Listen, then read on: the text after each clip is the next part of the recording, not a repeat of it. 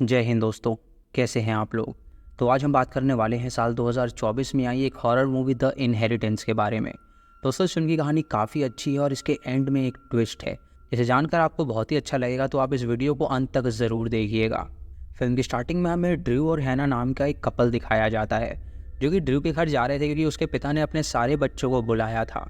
वो दोनों वहाँ पे जाने के लिए एक्साइटेड होते हैं। यहाँ ड्रू हैना को बताता है कि उसके पिता का 75th बर्थडे है, इसीलिए उनके पिता ने सारे बच्चों को वहाँ पर बुलाया है और उनसे मिलकर वो काफ़ी खुश होने वाला है।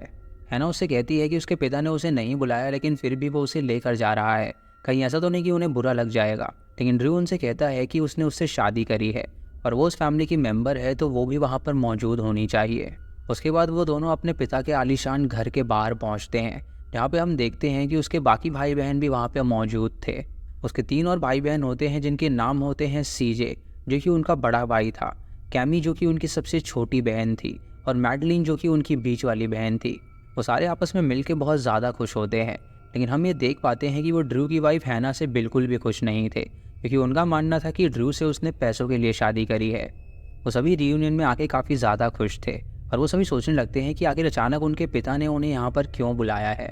सबका ये मानना था कि उनका 75th बर्थडे है, इसीलिए उन्होंने उन्हें यहाँ पर बुलाया है। लेकिन उनके पिता का गार्ड उनसे कहता है कि उनके पिता को कुछ उनसे ज़रूरी बात करनी है। उसके बाद वो गार्ड उन सबको अंदर लेकर जाता है, जहाँ पर वो उन सबसे कहता है कि वो ऊपर वाले रूम में चलेंगे क्योंकि उनके पिता वहीं पर उनसे मिलेंगे। जब वो सारे ऊपर वाले रूम में जाते हैं तो वो अपने पिता से मिलते हैं, जहाँ पर उनका पिता उन्हें बताता है कि उसने यहाँ पर पूरी सिक्योरिटी सिस्टम लगा दिया है ताकि इस घर के अंदर कोई ना आ सके।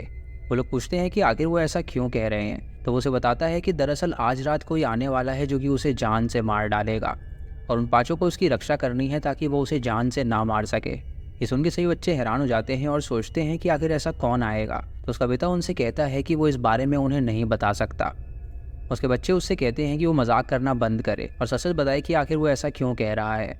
तो वो उन्हें बताता है कि ये मजाक नहीं बल्कि वो उसे बिल्कुल सीरियसली ले, क्योंकि अगर वो आज रात मरता है तो उसकी विल में ये लिखा हुआ है कि उसके मरने के बाद उसकी सारी संपत्ति किसी चैरिटी की हो जाएगी, ना कि उसके बच्चों की। लेकिन अगर वो जिंदा रहा तो वो अपनी संपत्ति को उन सब में डिस्ट्रीब्यूट कर देगा।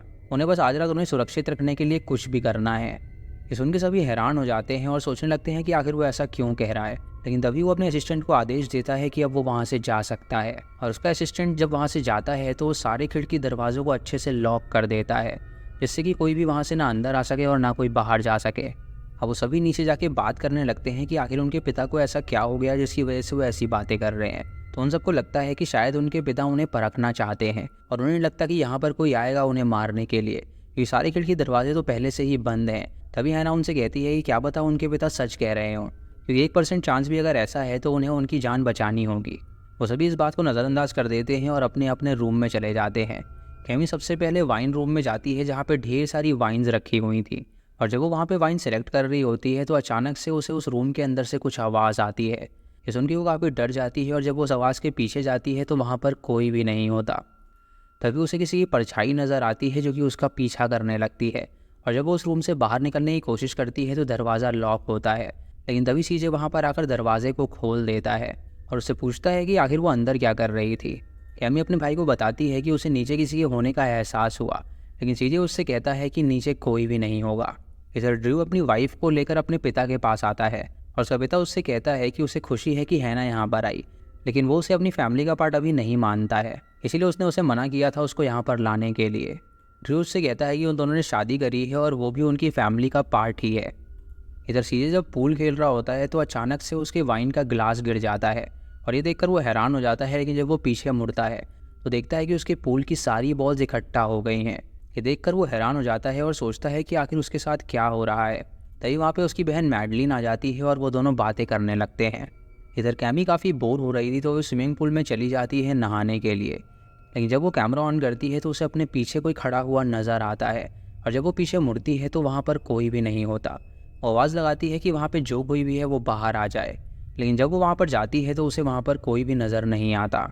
उसके बाद कैमी स्विमिंग पूल के अंदर चली जाती है और तभी अचानक कोई स्पिरिट उसे आकर पकड़ लेती है और वो उसका माथा काट देती है, जिससे उसके माथे से खून निकलने लगता है, और उसके बाद वो उसे स्विमिंग पूल में फेंक देती है, जिससे उसकी मौत हो जाती है। इधर सीजे और मैडलिन आपस में बात कर रहे होते हैं कि आखिर उनके पिता ने ऐसा क्यों किया है और उसकी क्या प्लानिंग है। लेकिन तभी वहाँ पर ड्रू आ जाता है जो कि सुन लेता है कि वो उसकी बीवी के बारे में बुराई कर रहे थे। तभी उन्हें एहसास होता है कि कैमी उनके बीच नहीं है, और जब वो नीचे जाते हैं तो उन्हें कैमी की लाश मिलती है, जिसे देखकर वो हैरान हो जाते हैं और सोचने लगते हैं कि आखिर ये किसका काम होगा। चीज़ें कहता है कि वो तो उनकी बहन है तो वो तो उसे मारेंगे नहीं, लेकिन उनके बीच एक ऐसी लेडी है जो कि उनके फैमिली की नहीं है। ये सुन के ड्रू उससे कहता है कि वो उसकी वाइफ पे ऐसे एलिगेशंस नहीं लगा सकता, क्योंकि उसकी वाइफ हर वक्त उसके साथ थी और वो उसकी बहन के साथ ऐसा बिल्कुल नहीं करेगी। उन दोनों का ये मानना था कि अगर घर के सारे दरवाजे बंद हैं तो यहाँ पर तो कोई आ नहीं सकता उसे मारने के लिए, इसीलिए उनका शक हैना पे था कि हैना ने उसे मारा है। जब उनके पिता चार्ल्स को ये बात पता चलती है कि उसकी छोटी बेटी मारी गई है, तो वो नीचे आके अपनी बेटी के सामने रोने लगता है और उससे कहता है कि उसकी मौत बहुत ही बुरी हुई। वो सभी पूछते हैं कि आखिर इसको मारने वाला कौन है, तो उसका पिता उसे बताता है कि दरअसल उनके घर में एक स्पिरिट मौजूद है जिसने उसकी छोटी बेटी को उससे छीन लिया है और उसने उससे कुछ बिजनेस डील करी है जिसकी वजह से वो ऐसा कर रहा है। ये सुन के वो हैरान हो जाते हैं और उससे कहते हैं कि वो पूरी बात बताए, लेकिन उनका पिता उन्हें पूरी बात नहीं बताता और उनसे कहता है कि उसकी एक बेटी तो मर गई है, लेकिन अब से वो हैना को भी अपना वारिस ही मानेगा, जिसकी वजह से वो उसे अपनी संपत्ति में हिस्सा देने के लिए तैयार है। इसे सुन के सीजे और मैडलिन काफ़ी हैरान हो जाते हैं और वो उससे पूछते हैं कि आखिर वो ऐसा कैसे कर सकता है। तो उनका पिता उन्हें बताता है कि उसकी बेटी की मौत के बाद किसी को तो संपत्ति मिलेगी ही, इसीलिए अगर उन्हें और अमीर होना है तो उन्हें उसे ज़िंदा रखना होगा। सीजे चार्ल्स के ऑफिस से राइफल ले लेता है अपनी प्रोटेक्शन के लिए और उसे कहता है कि जिस किसी ने भी उसकी बहन को मारा है वो उसे ज़िंदा नहीं छोड़ेगा। मैडलिन और सीजे हैना को एक्यूज़ करते हैं कि उसने ही वो कत्ल किया है, लेकिन हैना उनसे कहती है कि कैमी के साथ उसके रिश्ते बहुत ही अच्छे थे और वो उसे कभी भी जान से नहीं मारेगी। उसके बाद हैना और ड्रू जब नीचे जाते हैं तो उन्हें वहाँ पर कैमी की लाश नहीं मिलती और ये देखकर वो हैरान हो जाते हैं और सोचते हैं कि आखिर उसकी लाश कहाँ पर गायब हो गई। वो दोनों ये बात समझ जाते हैं कि यहाँ पे ज़रूर कोई है जो कि उन्हें जान से मार डालेगा, इसीलिए वो दोनों डिसाइड करते हैं कि वो दोनों यहाँ से भाग निकलेंगे। वो खिड़की दरवाजे तोड़ने की कोशिश करते हैं, लेकिन इससे कोई भी फ़ायदा नहीं होने वाला था। तो ड्रू हैना से कहता है कि अगर वो चाहें तो वो नीचे के रास्ते से निकल सकते हैं। उसके बाद वो नीचे जाने लगते हैं ताकि वो वहाँ से बाहर निकल सकें।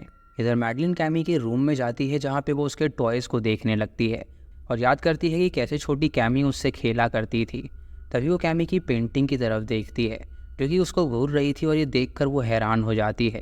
लेकिन तभी सीजे वहाँ पर आ जाता है जो कि उसे शांत कराता है और वो उसे कहता है कि डैड को बचाने के लिए वो किसी भी हद तक जा सकता है। उसे लगता है कि ड्रू और हैना मिल के ये सब कर रहे हैं ताकि वो अमीर हो सकें और डैड की संपत्ति के वारिस बन सकें, लेकिन वो दोनों बिल्कुल भी ऐसा नहीं होने देंगे।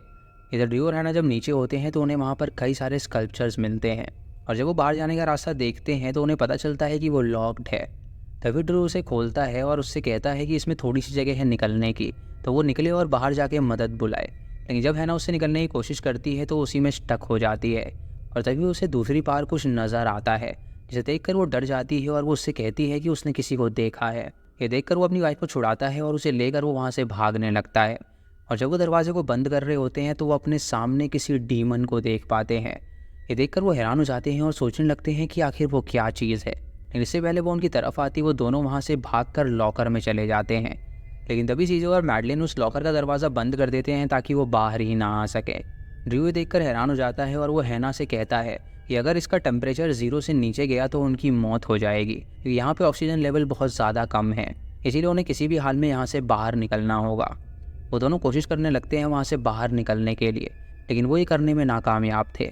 उसके बाद सीजो और मैडलिन आगे बढ़ते हैं, लेकिन तभी उन दोनों को वरांडा के अंदर से कुछ आवाज़ आती है। जब मैडलिन आगे जाती है देखने के लिए तो कोई शक्ति उसे हवा में लेविटेट करने लगती है और देखते ही देखते वो उसे खींचकर अपने साथ एक रूम में ले जाती है। उसके बाद जब मैडलिन की आंखें खुलती है तो वो अपने आप को रूम में पाती है और उसे वहाँ पर उस डीमन के फुटप्रिंट्स भी नज़र आ रहे थे। तभी वो कैमी की पेंटिंग की तरफ देखती है जिसके माथे से खून निकल रहा था और तभी अचानक कैमी उस पेंटिंग से बाहर आ जाती है, जिसे देखकर वो काफ़ी डर जाती है और कैमी उसके ऊपर उल्टी कर देती है। तभी सीजे वहाँ पर आकर उस पर गन तान देता है और उससे कहता है कि वो उससे दूर रहे वरना वो उसे शूट कर देगा, लेकिन वो नहीं रुकती और वो उसे शूट कर देता है। और कैमी जब वहाँ से गायब होती है तो वो देखता है कि गलती से उसने मैडलिन को शूट कर दिया है, जिसकी वजह से मैडलिन की वहीं पर मौत हो जाती है। यानी कि उसने गलती से अपनी बहन को ही शूट कर दिया था जिसकी वजह से अब वो मर चुकी थी। ये जानकर उसे बहुत ही दुख होता है और वो बहुत ज़्यादा रोता है और ये देखकर वो समझ गया था कि ये हैना का किया धरा नहीं है, बल्कि यहाँ पे कोई डीमन है जो कि ये सब कर रहा है। इधर ऑक्सीजन लेवल कम होने लगता है जिसकी वजह से वो दोनों मरने वाले थे, लेकिन तभी सीजे वहाँ पर आकर उस दरवाजे को खोल के उन्हें बाहर बुला लेता है और उनसे कहता है कि उसने जो देखा वो लोग उस पर यकीन नहीं करेंगे। और दोनों से बताते हैं कि उन दोनों ने भी उस डीमन को देखा है और अगर उन्हें अपनी जान बचानी है तो उन्हें यहाँ से निकलना होगा। सीजे उनसे कहता है कि वो दोनों यहाँ से बाहर निकलने का रास्ता ढूंढे और तब तक वो उसे डिस्ट्रैक्ट करेगा।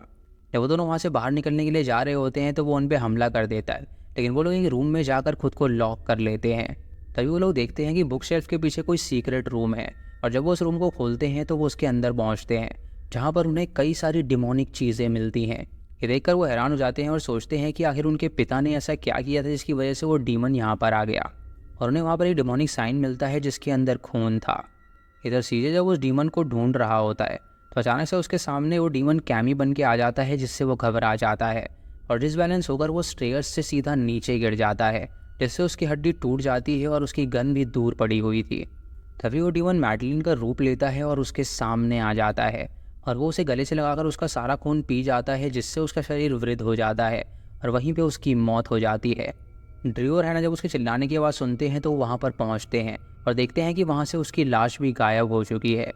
ये देखकर वो समझ जाते हैं कि वो भी अब मारा गया है और वो दोनों तुरंत वहाँ से बाहर निकलने का रास्ता ढूंढने लगते हैं।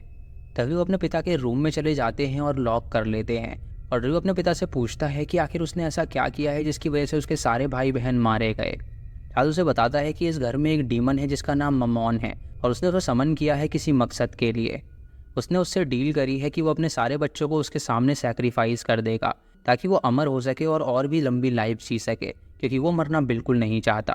वो 75 साल का हो गया है लेकिन उसे मरना मंजूर नहीं है और जिंदा रहने के लिए उसने अपने सारे ब्लड लाइन का सैक्रिफाइस दे दिया है, यानी कि उसने अपने बच्चों की सोल को ममोन को बेच दिया था। जैसे ही वो डीमन एक एक करके उसके सारे बच्चों को मार रहा था।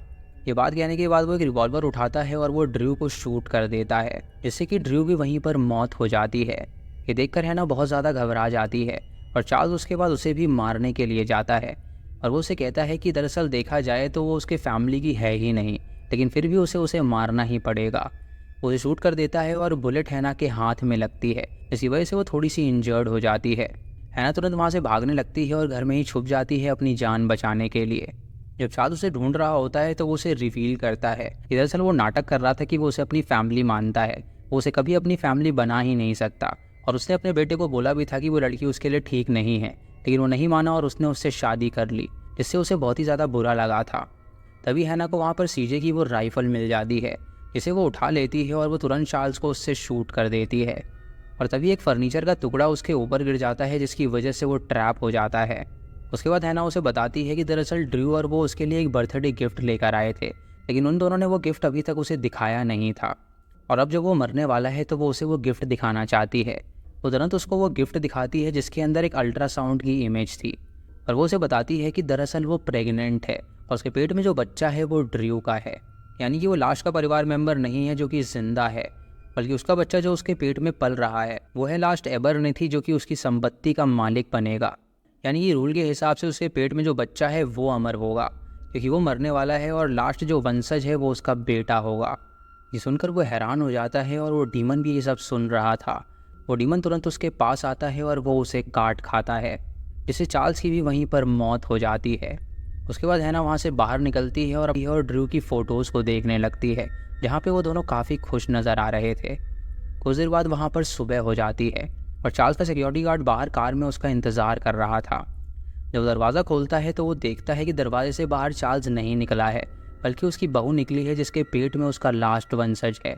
इसका मतलब ये था कि अब वो पूरे संपत्ति की मालकिन कोई और नहीं बल्कि हैना थी और हैना तुरंत गाड़ी में बैठती है और ड्राइवर से कहती है कि वो यहाँ से चले। ड्राइवर उससे पूछता है कि उसे कहाँ पर जाना है, तो वो उससे कहती है कि वो अपने घर जाना चाहती है और इसी के साथ ये मूवी यहीं पर ख़त्म हो जाती है।